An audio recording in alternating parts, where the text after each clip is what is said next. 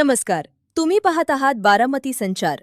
कोयत्याने वार करून प्रेमी युगुलाला लुटणारा आरोपी अखेर जेरबंद. बारामती तालुका पोलिसांची मोठी कारवाई.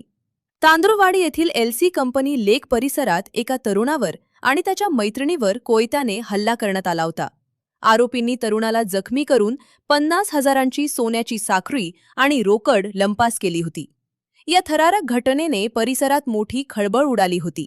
घटनेनंतर फरार असलेल्या अजय नंदकुमार सकट या आरोपीला पोलिसांनी गोपनीय माहितीच्या आधारे बेड्या ठोकल्या आहेत. पोलीस निरीक्षक चंद्रशेखर यादव यांच्या मार्गदर्शनाखाली पथकाने ही कामगिरी केली असून आरोपीकडून सोन्याची साखळी हस्तगत करण्यात आलीय. अशाच नवनवीन आणि सविस्तर बातम्या पाहण्यासाठी पाहत रहा बारामती संचार. चॅनलला सबस्क्राईब करा आणि बेल आयकॉन नक्की दाबा.